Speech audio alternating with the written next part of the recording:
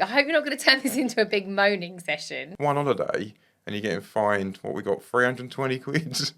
Feels a bit harsh, to be honest. I couldn't believe they had a kids club until 11:45. I had one champagne. Well, to be fair, one champagne, yeah, that does get me a little bit tips.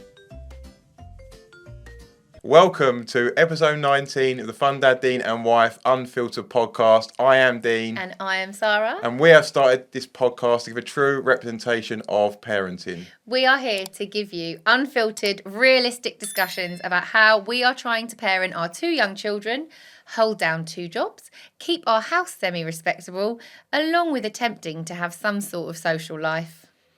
So we like to start the podcast to give a little update on what we've been doing recently, and we've just got back from our first all-inclusive holiday with our kids, haven't we? We have. It is something that I have been wanting to do for probably as long as I can remember. Every year I see people on their social media, or I meet up with people and I say, how's your summer, or how was your Easter, or how was your half term?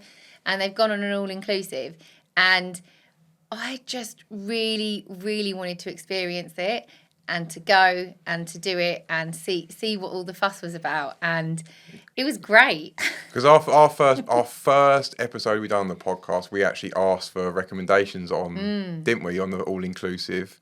Yeah, so episode 1, which was back in March 2024, was the first time I kind of broached this with Dean. And I was saying, look, I really want to go.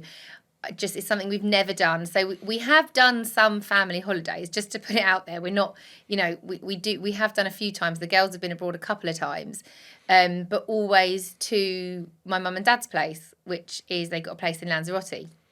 And I describe it as a home from home, isn't it? And for me, it's basically same shit, different location. I still have to make the beds. I still have to mop the floor. I still have to make the snacks. I still have to clear up the snacks. I still have to wash up. For me, although it's great and you've got the hot weather and you've got the pool, I don't feel like it's a holiday for me. Oh, no. I remember just being out there a few times. I used to love it. It'd just be stressful, though. It's just like this, like you say, same shit, different location. And it's just, yeah, we wanted something different this year, try out all-inclusive. And I think overall, it was a good decision, wasn't it? Oh, absolutely. I came back and I think one of my friends said to me, like, oh, how was the holiday? And I said, I genuinely come back feeling like I've had a break. Yeah. So my advice would be, if you're thinking about it, research it, get, what's good for you and do it. But part of the podcast today, we are going to we only got back yesterday, so we're going to analyse and reflect on it and have a chat about it, because there were pros, but there also were a few cons. So I feel like we're going to delve into the all-inclusive. Obviously nothing's perfect, but I think there was quite a few cons in there. Oh, Dean. Always half empty, aren't you? I hope you're not going to turn this into a big moaning session, because I had fun.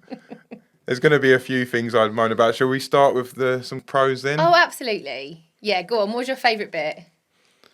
You know what? I would say I just enjoyed the kids' age there as well. Like the kids being their ages 10 and nearly 6. I felt like the holiday we could relax. That was partially because of the all-inclusive as well. There's loads to do there for the kids. But their ages as well. And It was just great spending some time with them, but also it being nice time rather than just constant stress and like looking after them and being able to have a holiday ourselves as well. It felt like that. And I think for me as well, when we've gone on other holidays in the UK or abroad, well, very limited abroad, but because we haven't stayed in a hotel, I feel like it's been a lot of pressure on me to do the itinerary, kind of, kids, what are we doing today? Are we going to the beach? Are we going this? Are we going that? But actually, on this holiday, all the itinerary was done for me. Like, basically, you download their app, like the hotel had an app, and then every day I'd wake up and me and the kids would look at the app, and I could say to them, all right, what do you want to do today? And the app was doing it for me. It was like, oh, today you're going to go and make a wand. And then later on you can play ping pong if you want to. And then there's a mini disco. And it was just all done for me. And then I could just drop the kids off and be like, ta-ra. I mean, I thought Ruby made some shit at school, but at that kids club, she really made some shit. Yeah, none of that came home. I think she made some wands, some key rings. That robot thing. Oh, the robot was awful. It wasn't her fault that the robot was awful, though. It was just basically the materials they had to provide. Yeah. Yeah. But no, at the end of the day, though, I'm just really lucky that she went and she enjoyed it. And then think she made some little friends in there. And yeah, I mean, I can't believe I'm about to say this, but I bumped into my friend at the airport, right? We knew she was going to be at the airport, but I actually had a champagne with her in the champagne bar at the airport. Yeah, you sneaked off. I did. Left me with the kids. Anyway. Just going to the toilet. And come back half pissed. I had one champagne. Well, to be fair, one champagne, yeah, that does get me a little bit tips. Anyway, and as a whim, I went to the bookshop and I bought a book, right? And then I walked past my friend. I was like, I've just bought a book from the bookshop. And she's like, oh, good luck reading a book on holiday with 2 kids.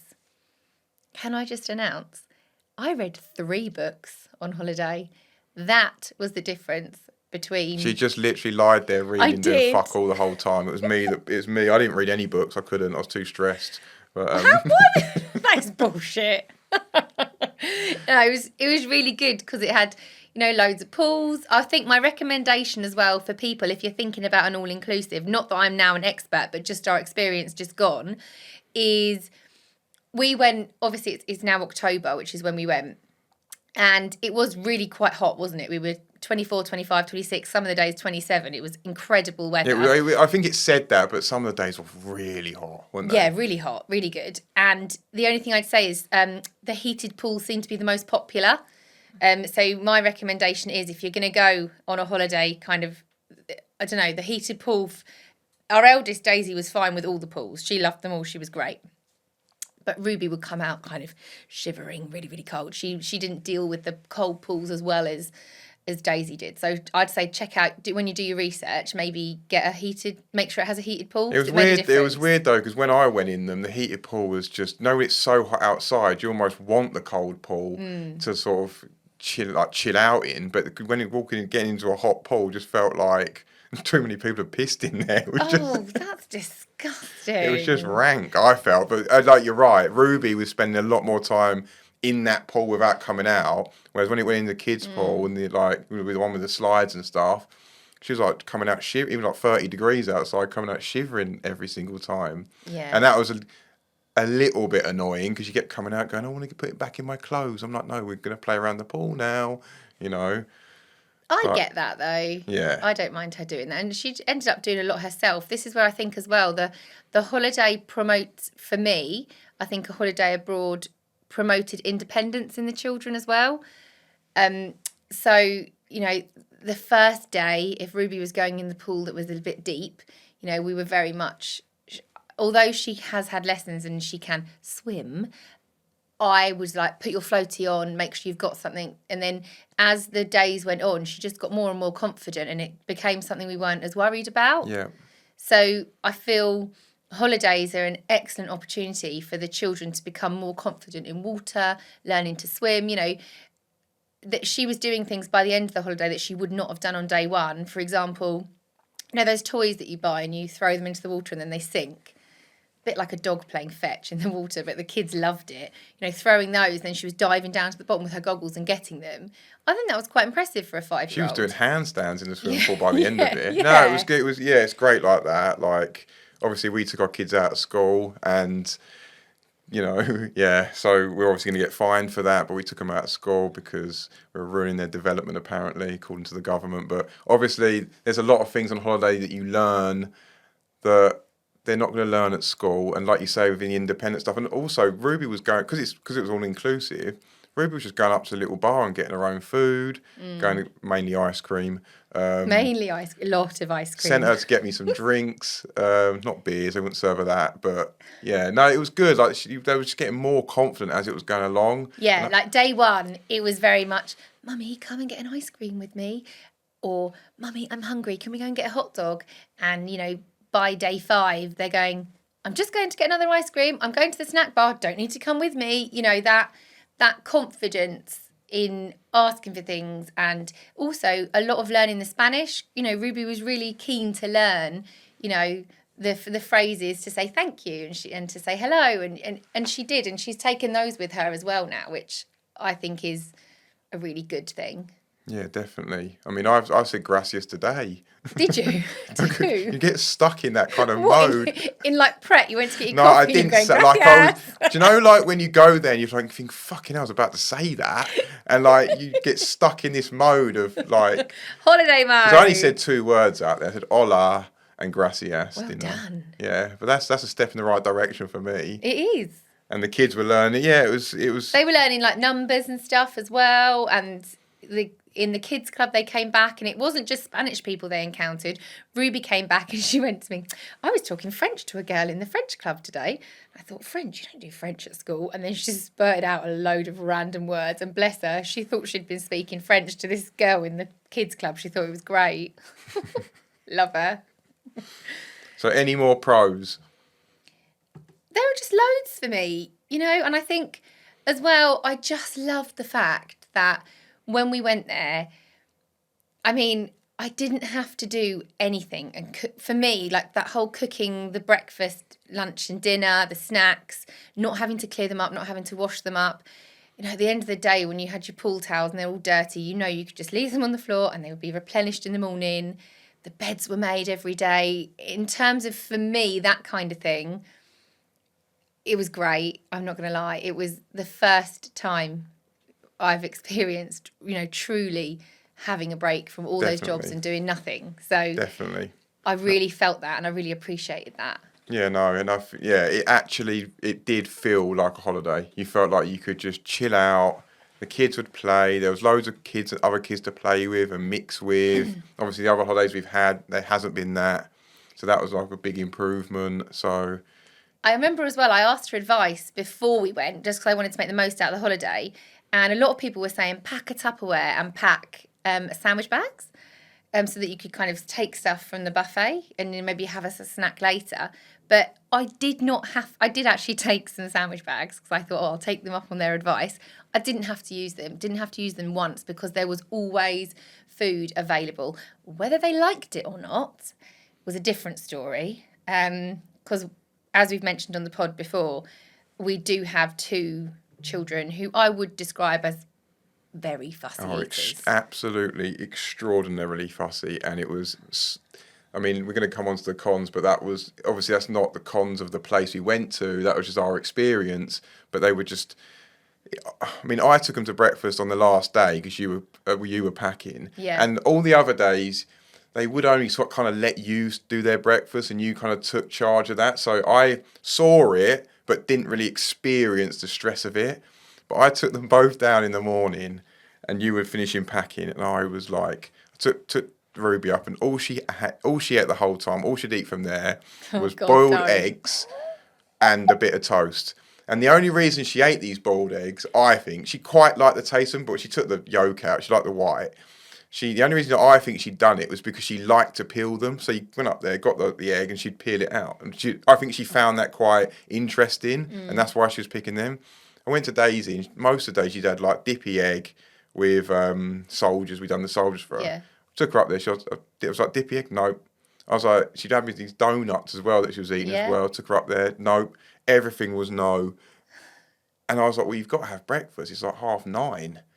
And it wasn't until I said, well, Mummy's coming in a minute, so we need to sort it out. She actually had something, but it was incredibly stressful. I think for any parent who has got a fussy eater or a child with SEND or a child with needs or a child with anxiety or anything around that or a child with an eating disorder, it is really hard to take them out of their comfort zone and then put them into an environment which is not in their comfort zone. So I was trying to be really patient with Daisy, and although it did feel frustrating at times, I know that she has this. She has issues with food. She does. So first of all, she says that eating in front of other people makes her feel sick.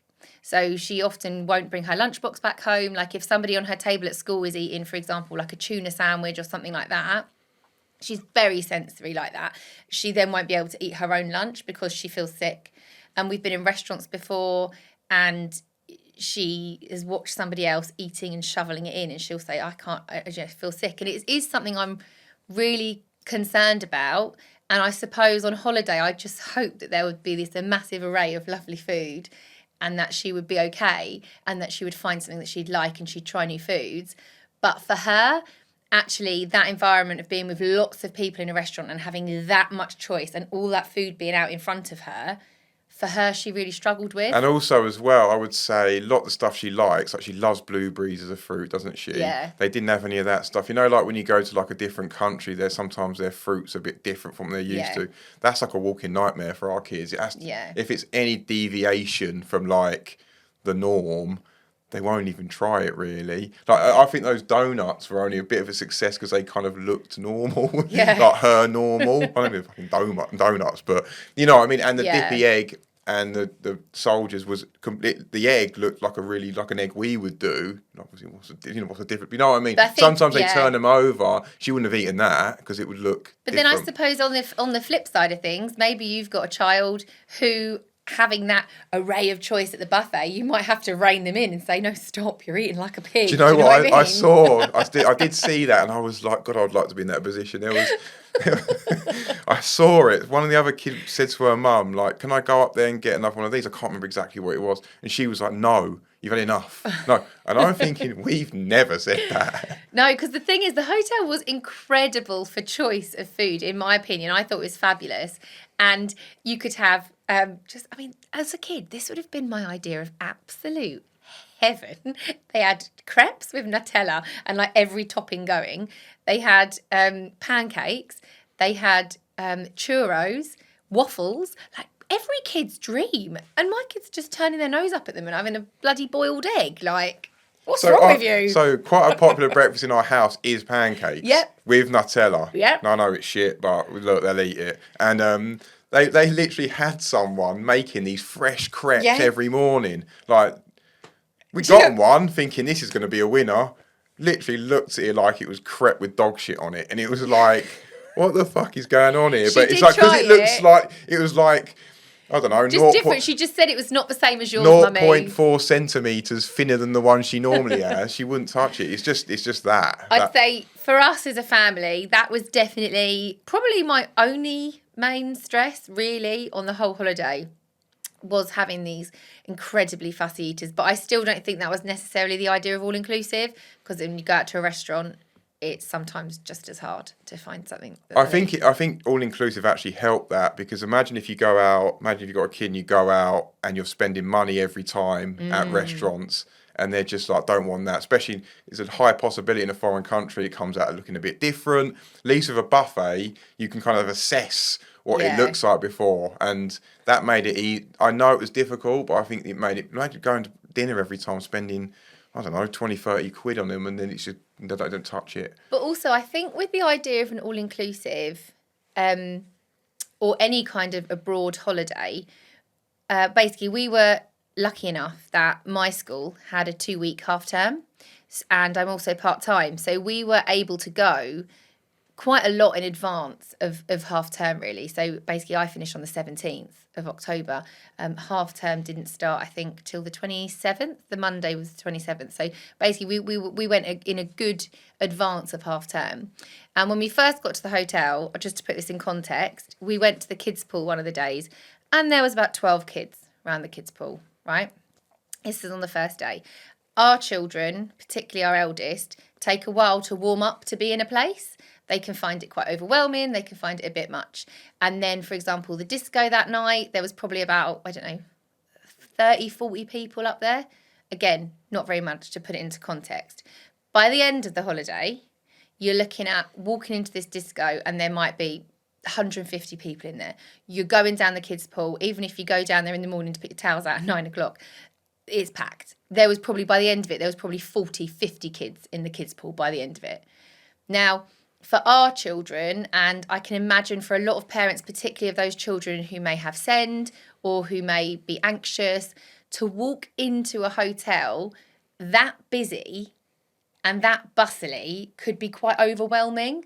And I think the only reason that our children had a great time was because when we arrived, they were able to build up to that level of busyness and overwhelmingness.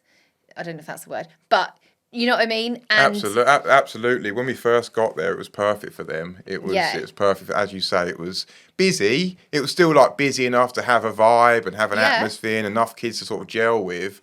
And they liked that. You could tell they were confident going in the pools. There was, like you say, in the kids' pools, only a few people in there, but enough to give it a vibe. By the end of it, it was like I was quite happy to be leaving, to be honest with you. It got mental. We left when half term kind of just really was getting started. But to give you some kind of context, like when we first got there, so I was like, we better go put the towels out. Not that I like doing that. I think it's a bit of a shitty rule, putting the towels out. I don't like it, but everyone else does it. So unless you play the game, you ain't going to win it. So she was like, go and put the towels out. I was like, fucking hell, it's like 8:30, ain't going to get one. Went round the kids' pool, there was not one towel out. Wow. This on the first couple, not one. I walked back, I was like, we didn't have to get up early to do this. No. By the end of it, like the last, because like obviously people were taking their kids out like on the Thursday before half term, like for a couple of days to go, to save on flight or whatever. And then I was going out there at like the same time, wasn't even probably getting the last few sunbeds. Yeah. It was mental, the difference, wasn't it? And I think if we went again, I would do the same again. I'd have to, because it just made it. I don't mind a few days with that business, like you say, when the kids are settled and they're happy. But I think before it was good. It made me feel better in a sense doing it, because I know that. So Daisy is now in year 5, and every year her attendance has been 99 or 100% every year. Like last year, she had 1 day off for my granddad's funeral the entire year. So had it not have been for his funeral, she would have had 100% attendance. I don't feel an ounce of guilt. I don't feel like we're being detrimental to their learning. I think it's a complete joke. Like you say, our kids have a very high attendance. We took them out for a few days to experience something different, which they would gain a lot of growth from. They're making memories. Like as a kid, even now, I remember my holidays as a kid. I don't remember fucking learning about geometry in maths or wherever. Would you learn that then? But you know what I mean? So just take them out and then get fined for it. It's a little harsh, very harsh, because they got very high attendance, and we're basically getting fined the same as a kid who had shitty attendance throughout the year, and probably it being very disruptive to their learning. Look, I'm not against fines in the sense that, look, if your kids are not going to school and not doing any learning and all that, I'm not against that. But there has to be some kind of, I don't know, rule in place that if your attendance is below a certain point, or if you're doing it frequently, or if it's below a certain point and there's no good reason for it. Obviously, the kid's been ill or whatever, but if there's no good reason for it and they're just missing school, then I'm not against that at all. Maybe I had to put on Facebook. I put a post up, and lots of people had good suggestions. Like maybe you get 5 to 7 days that you can take your kid out of. You get that sort of limit. Or maybe when they do go on holiday, they have to do a presentation to the class of what they've learned or something like that. Just so they interact with school as well. You could do that. See, they're very good ideas in practice, but I do have to come at it from a teacher's perspective as well. Like your idea of a presentation to the class, great. What if you've got different children in your class going on holiday every week throughout the school year, and then you have to fit the time into your already very stretched thin timetable for a kid to do a presentation to the class every week? Like, I think sometimes people who aren't in the profession of teaching may come up with these really good suggestions, and great, but actually when you're putting that into practice as a teacher, we don't have time to, A, give kids extra work while they're going on holiday, or B, get them when they get back to do a presentation to the class. We just don't have the capacity in the timetable. So, well, maybe that wouldn't work, but look, I think there's other suggestions that are more suitable than just blanket fining parents that send their kids to school 100% of the time with, a massively high attendance, and they take them out for we took them out, I was out for 7 days in the end, then just blanket fine us for that. And at the end of the day, it's not going to deter parents, because you're so better off financially for doing it. It's pointless. It's just money that is going into a black hole, not really serving anybody. If it went back into the education system, say if we got fined and that money went to the school and they could spend it on resources or whatever, then that is a completely different thing. That would okay, we're getting fined, but at least it's going something that we can see is going to be beneficial. It's just, yeah, that's kind of. I think I've made my point pretty clear on Instagram about it, and looking at the comments, I would say 99% of parents feel the same. And these are parents that want to send their kids to school, they want their kids to achieve, they want their kids to have an education, but these aren't parents that don't give a shit. It's just there needs to be some common sense within the rule. That's all it is. Like, obviously, if you're taking your kid away on 3, 4, 5, 6 holidays a year and they're missing massive chunks of, then that is probably going to be slightly detriment to their thing. But when one holiday and you're getting fined, what we got, 320 quid, feels a bit harsh, to be honest, doesn't it? My wife's a teacher, can't really talk about those. I can see it from both sides. Yeah. Right, moving on, because I think I've said enough about that. Yeah, I did have a question though about babysitting. So a few people have messaged and asked. Me and Dean did have a date night while we were on the all-inclusive. So I'm going to explain the two ways in which we were possibly able to do this date night. So basically on a Monday and on a Thursday, the hotel put on a show I would describe it as like a theatre. It was really nice. It was like a movie. It looked like a movie theatre, but there was a stage and you could have a meal and a show. And I thought it was really good. In our show, there was a juggler, there was singing, there was a violinist, there was loads of really interesting acts that, you know. And you sat there and had dinner while you watched it. Yeah, it was really good. And our drinks were topped up the whole time. But basically, it was only from age 12 upwards. And they offered a club, essentially, whilst we were watching the show. So I did book them into the club. I think it was called like the Disney Club or the Little Mermaid Club or something like that. And the club started at 6:45, right? And then you would pick your children up at 10:45. So that it would enable some parents to go and do the show. So anyway, so I told them. But I was a bit anxious about sending the kids to a club because I do think that was obviously really late for our children. I think I actually couldn't believe I couldn't believe they had a kids club until 10:45. While I'm not against it. I'm not the kid like we went with a couple that we met on holiday friends, and holiday friend. They were quality, but they're probably not listening anyway. But they put their kids in the club, didn't they? Bit late picking them up because they got pissed with us, but they put their kids in the club and it all went really well. I just couldn't believe it they had that late, didn't it? Yeah, I mean, like I said, I did book our children in, but we were lucky enough that my mum's house was also. We went to Lanzarote, and my mum has a house there. My mum was actually there at the same time, so I did say to the children, "Look, you have a choice. You can go to this club, or you can go and stay at Nanny's. Like that was your choice." And the whole week, Ruby was saying, that's the 5-year-old, was going, "Oh no, I want to go to the club. I want to go to the club." And then when it actually came to it on the day, she's like, "I don't want to go to the club. I'm going to stay at Nanny's." So I was like, "That's fine. You can go to Nan's." So they both went to my mum's and stayed at my mum's that night, which was great actually because we got to have our own little time. And very good. And when we dropped them off, we left. And all right, Dean. We dropped them off and we got in a cab and we went back to go to our hotel. And you got a little bit like, "Oh, my babies, I'm leaving my babies," didn't you? Oh, yeah, because we dropped them off and Ruby, when you leave your kids and they just go a bit mad, like they just cry and you're like, "Oh, for fuck's sake," like.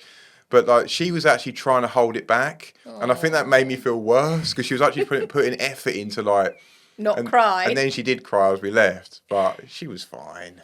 But it made me recall a story as we were basically driving down my mum's road out of the house. It made me recall a story which I actually can't believe we did. When Daisy was 2, we went to my mum's place in Lanzarote with some friends of ours, didn't we?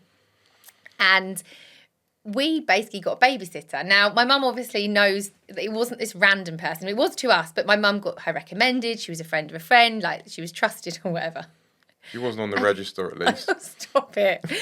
There's one positive.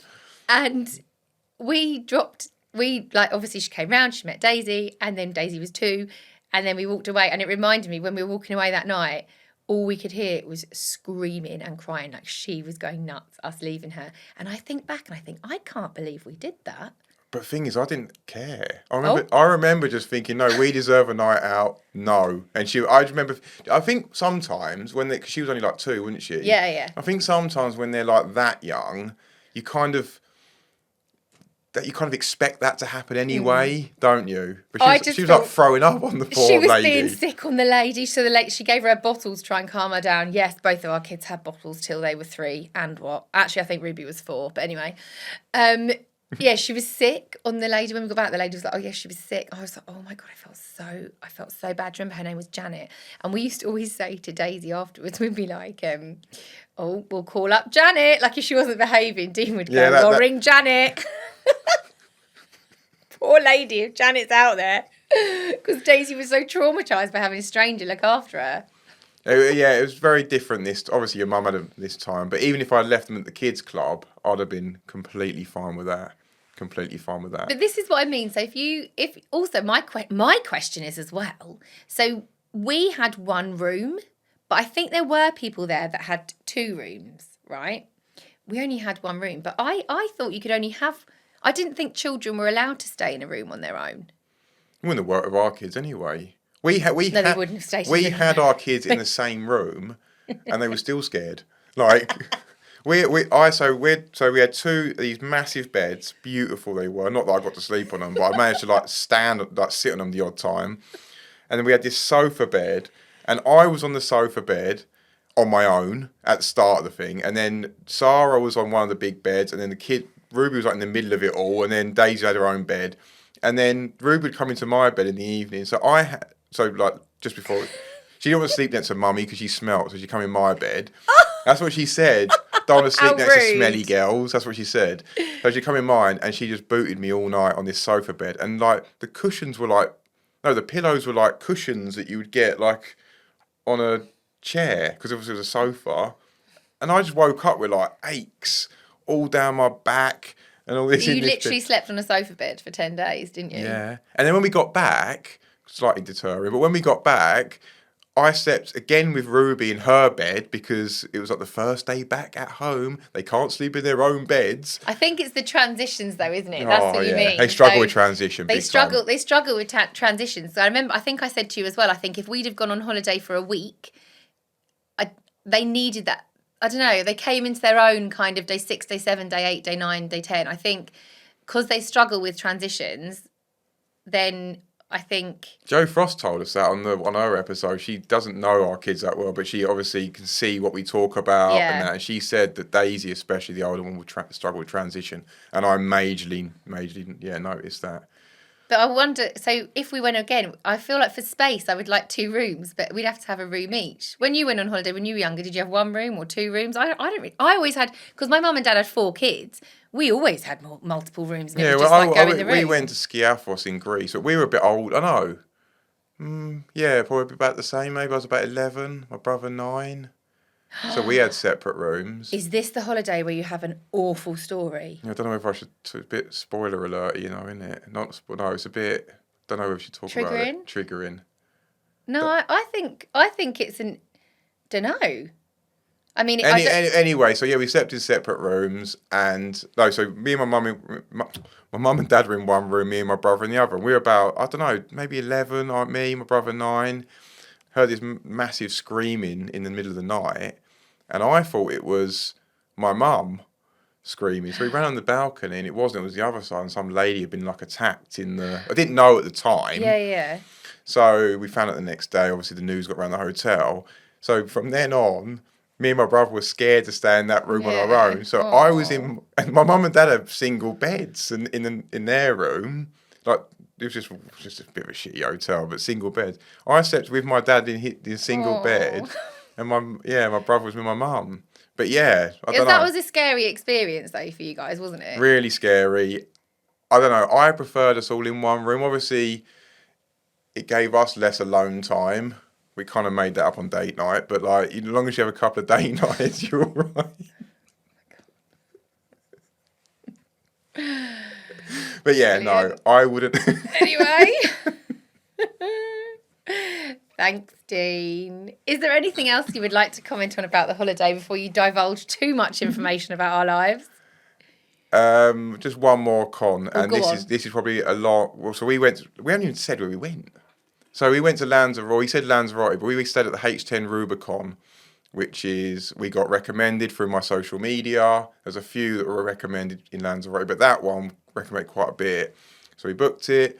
It's 5-star apparently, and I would say the facilities kind of warrant it. It's amazing. Like, the facilities are amazing there, and you'd have a great time. But the service was getting on my tit, and I am not pernickety about this stuff at all. I've got leeway for bad service, and it's not the fact that the people were bad. They're just heavily understaffed, and they were.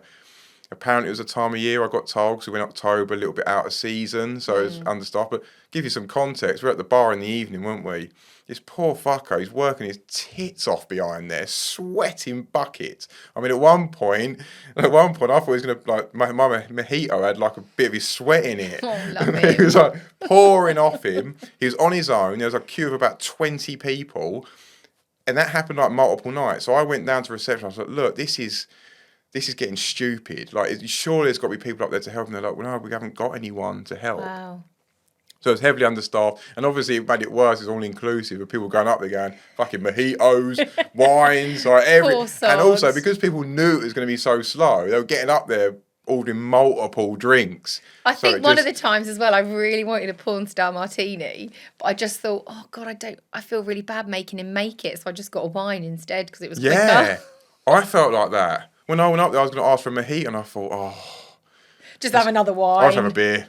You had a beer? Yeah, but it was, other than that, like, the service apparently across, I don't know if it's just that hotel, but apparently we've heard that it's quite an understaffed country, Ireland. Yeah. So if you go there, expect a bit of that, because it took some adjusting for me. Like, the first few days I was getting quite frustrated. Like, we waited an hour for a cab, like, to go 5 minutes down the road, which is not about understaffed. There's not enough cabs on the island either.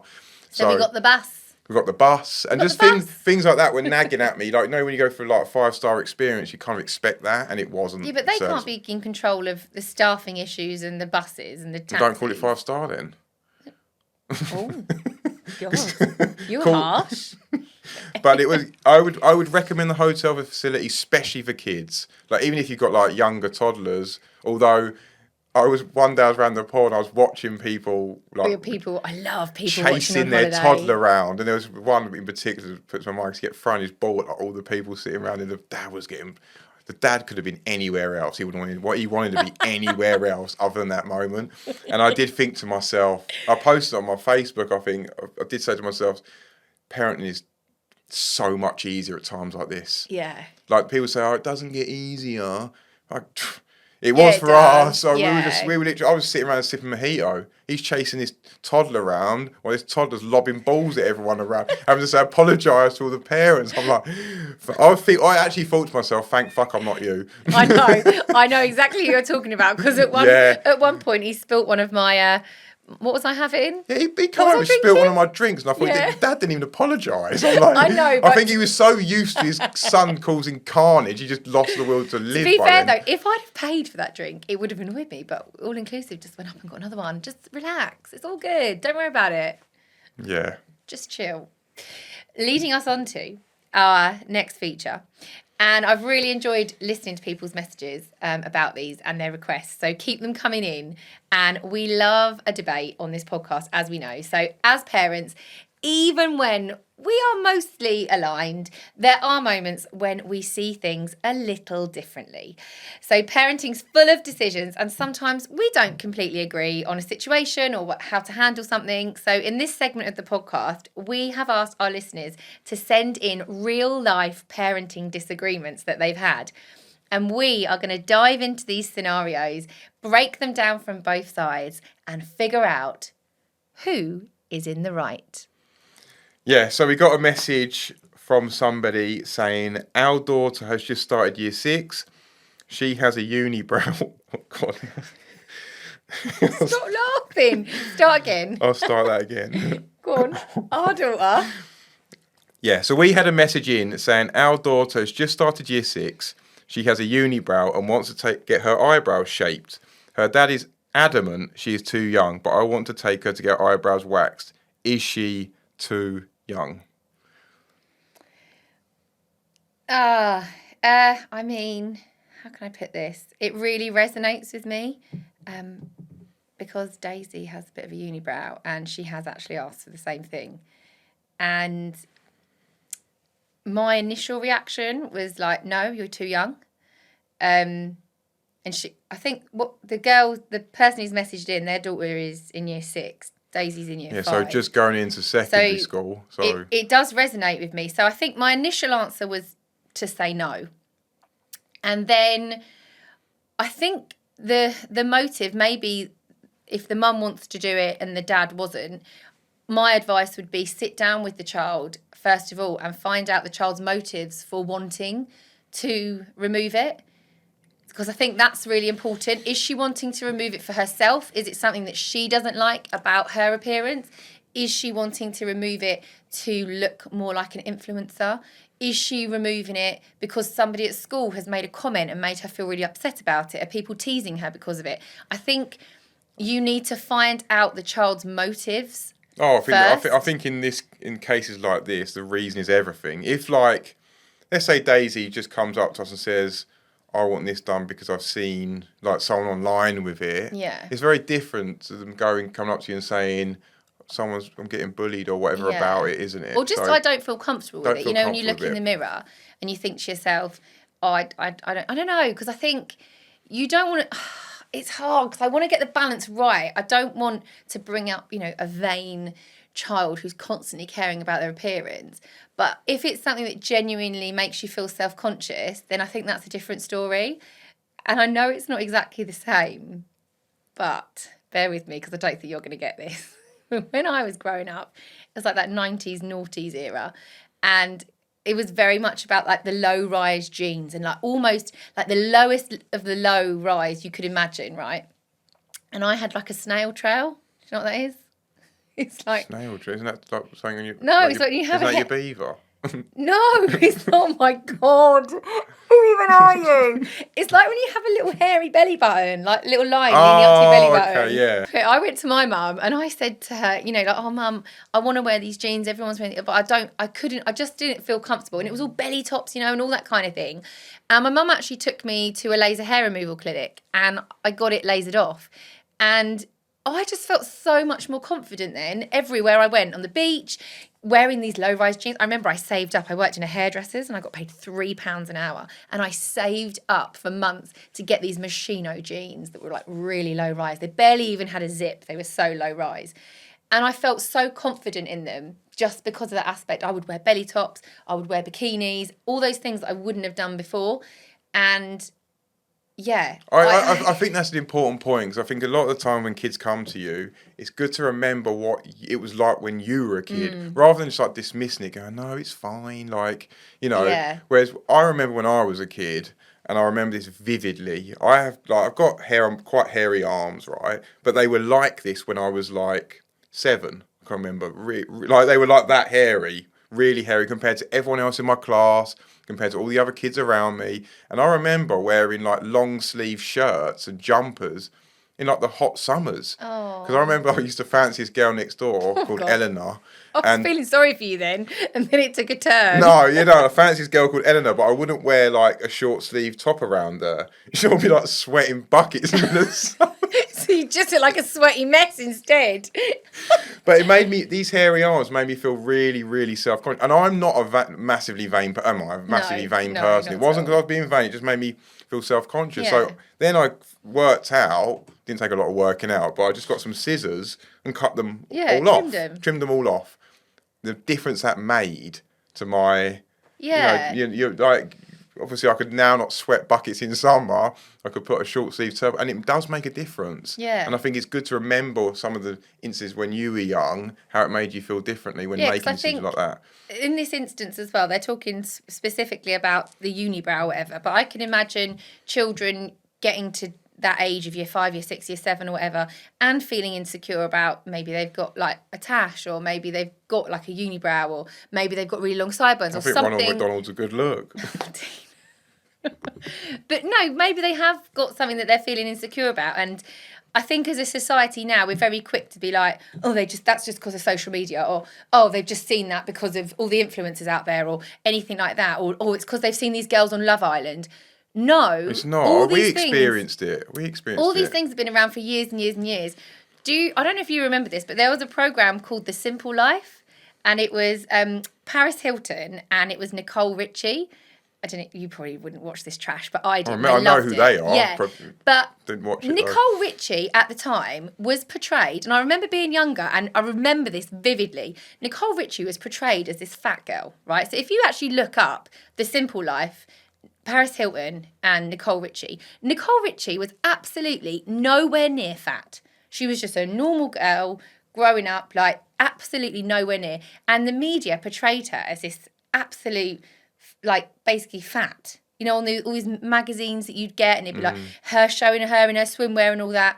It was just as bad in the 90s and the noughties as it is now, pre-social media. Yeah, I think it's just more in your face now. It's just more. There's just more access to it for kids. That's the only difference. But I think we still have the same self-consciousness that we. Do you think? I mean, I don't know. I remember I watched Love Actually with Daisy, because it's not just a Christmas film; it's all year round. Very good film. And I remember in that, Martine McCutcheon is described as the chubby girl, and they talk about her as being big thighs. No, of course they still. She's like a size 12. Of course, it was still happening. But what I mean is, there's more access to see it now with kids. Obviously, with social media, they go on there, it's in their face all the time. But they shouldn't be on social media. It's not. These girls, we're talking this. They've messaged in saying their child's in year 6. I would like to think that their child isn't on social media in year 6. So. Well, people are. But that's for a different discussion. But obviously, people are. I don't know. I just think find out if your child's coming to you with something about their appearance. In this case, it's the unibrow. But if your child is coming to you with something about their appearance, I just think it's really important not to dismiss it and find out their motives. So my advice to whoever's messaged in, if you listen to the podcast, I completely am with you and I feel you. And I do think the dad needs to not just say adamantly, no, she's too young. Actually speak to your daughter about it. Because I'm the same with Daisy, and I explained it to Daisy and I said to her, it will hurt. And she's like, oh, I don't want to do it then. Yeah, so she obviously isn't she that doesn't bothered care about, that much. Doesn't care explain that to much. her, you can't just remove the hair in a magic way, Daisy. It's going to hurt. Because I got bullied about my teeth. They're not great now, but they used to be way worse. I got a top jaw that's miles in front of the bottom one, and it was even worse as a kid. Like literally, I used to be called Beaver by everyone in secondary school. And honestly, I laugh about it now, but I hated school. I didn't want to open my mouth. Oh. Like, I'd be walking around. That's what I mean. So if somebody had come to you, like this girl, if she's insecure about her unibrow... If someone had come to me and just do their fingers and I'd have straight, perfect teeth or whatever, I'd have gone with it. Yeah. I'd have gone with it. So if it's as simple as saying to them, yeah, okay, you can wax it. Yeah. Then, I don't know. Maybe people disagree, though. Maybe there are people screaming at their phones or their Alexas or whatever they're listening to us on now, screaming at their device, being like, no, don't go waxing a child's eyebrow. I think there's also that other angle as well, that people would go, no, you've got to teach them to be secure in their appearance and who they are. And I do want to teach my kids to be secure in their appearance, but is there a fine line with that? Like just slightly, like me cutting my hair or getting braces and stuff like that. Yeah. That's just adding to your confidence a little bit, maybe. I think there's a line, but... Interesting. Well, if you have any other parenting debates that you would like us to debate, so I think we just need to end with that one actually saying that we probably are more on the mum's side on that one, aren't we? I think if Daisy comes to me with it and she's really self-conscious, I would probably do it. Yeah. Yeah. So I think we're more on the mum's team there. So thank you, as always, for tuning in. If you are enjoying the podcast, we'd really love it if you would take just a moment to give us a review or even just to click on the 5-star rating. It will help us to reach even more parents. So thank you. And if you're watching on YouTube, please don't forget to subscribe and leave any comments in below about what we've discussed today.